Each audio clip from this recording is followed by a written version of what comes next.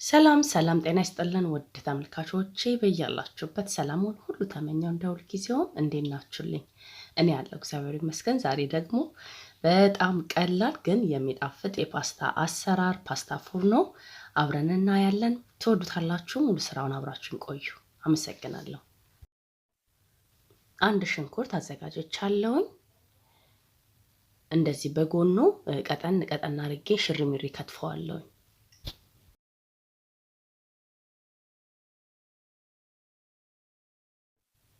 ይሄው እንደዚህ ልክ እንደ ፓስታው ቀጠን ቀጠን ያለ ነው። ይሄ እንደዚህ ካልፈለጋችሁ ኖርማል መክተፍ ይቻላል። እዚህ ጋር ደግሞ ሁለት ያልተቀቀለ ግን ልጬው በዚህ መልኩ ከትፈዋል። ሁለት ቲማቲም፣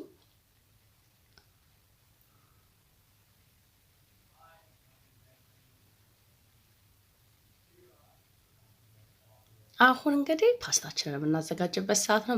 በጣም ቀላል ነው። ይሄ የፓስታ አሰራር እኔ ያየሁት ቲክቶክ ላይ ነው። በጣም ፖፑላር ነው እና ሞክሬው በጣም ነው የወደድኩት። በተደጋጋሚ ሰርቼው በቃ በጣም ነው የሚጣፍጠው።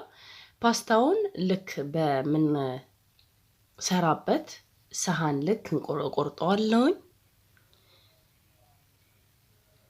ሙሉ ለሙሉ ሰሃኑን አለብሰዋለሁኝ።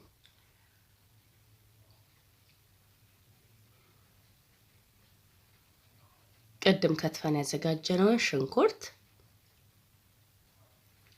በእጃችን በትንትን እያደረግነው እላዩ ላይ እናለብሰዋለን።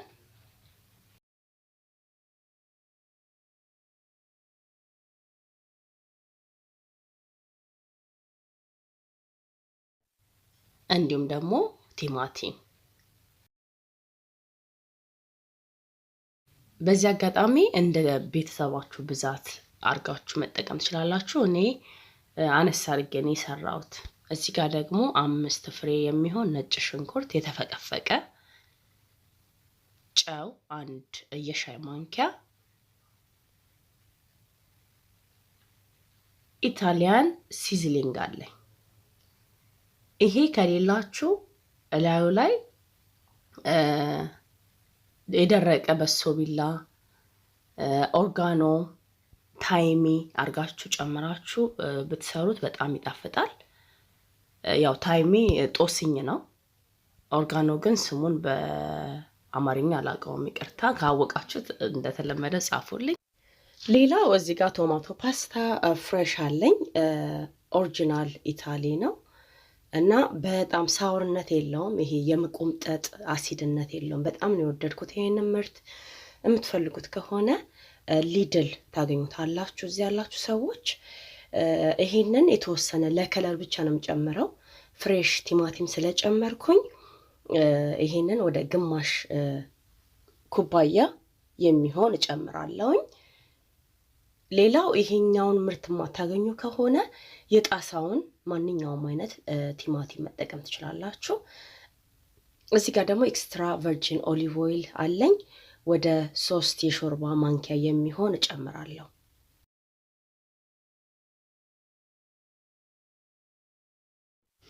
ቀዝቃዛ ውሃ 1 ሊትር ከግማሽ የሚሆን እጨምራለሁ። ፓስታ የተጠቀምኩት የአንድ ፓኬቱን 1/3ኛ ነው።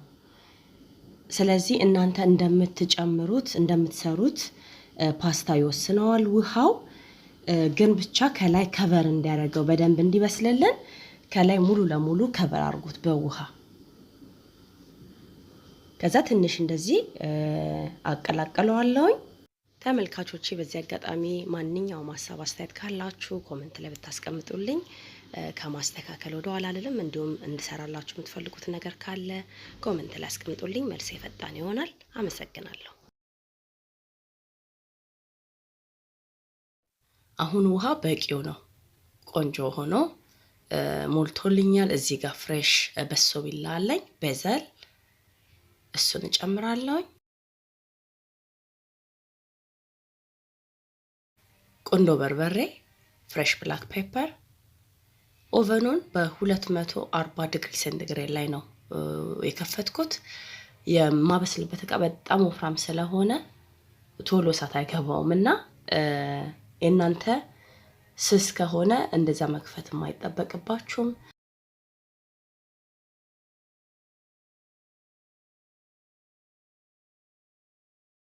አሁን ወደ 15 ደቂቃ የሚሆን ኦቨን ውስጥ ነው እንዳያችሁት እየተንተከተከ ነው።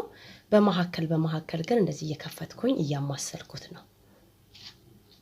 አሁን ይኸው ፓስታችን በጣም ቆንጆ ሆኖ ደርሶልናል። ሽታው ደግሞ ግሩም በጣም ደስ የሚል ሽታ ነው ያለው። ይሄንን ይመስላል። ኦልሞስት ወደ 30 ደቂቃ በስሏል። በ240 ዲግሪ ሴንቲግሬድ ላይ አድርጌ አብስየዋለሁኝ። አሁን ሙሉ ለሙሉ አቀላቅለዋለሁ እንደዚህ።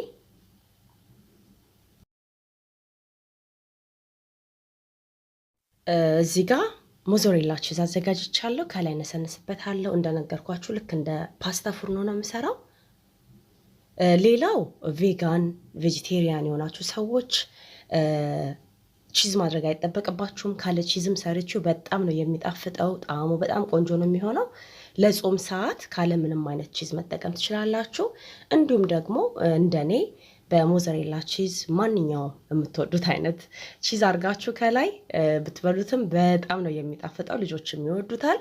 እንዲህ ከነሰነስኩት በኋላ ትንሽ በእጄ ጫን እለዋለሁኝ።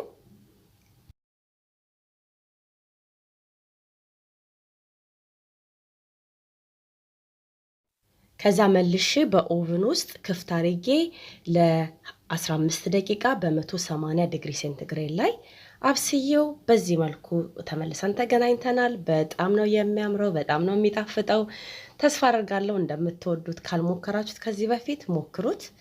አንደኛ ስራ ያቀልልናል፣ ሁለተኛ ደግሞ ጤናማ የምግብ አሰራር ነው።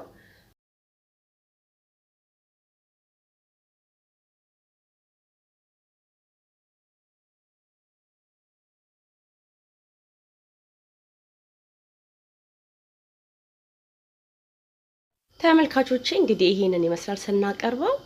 በጣም የሚያምር የሚጣፍጥ የፓስታ ፎርኖ አሰራር ነው። ሞክሩት። እንደ ሁልጊዜው የምለው አዲሶች በዚህ አጋጣሚ ሰብስክራይብ በማድረግ ቤተሰብ እንድትሆኑ ስል በአክብሮት ጋብዛለሁ። እንዲሁም ይሄን ቪዲዮ ከወደዳችሁት ላይክ በማድረግ ሼር በማድረግ ሌሎች ሰዎች ጋርም እንዲደርስ ብታደርጉልኝ እጅግ በጣም ደስ ይለኛል። ለዛሬ የነበረን ቪዲዮ ይሄን ይመስላል። በሌላ በአዲስ ቪዲዮ እስከምንገናኝ እዚህ ጋር በቃ ሰላም ዋሉልኝ። መልካም ቀን። ባይ ባይ።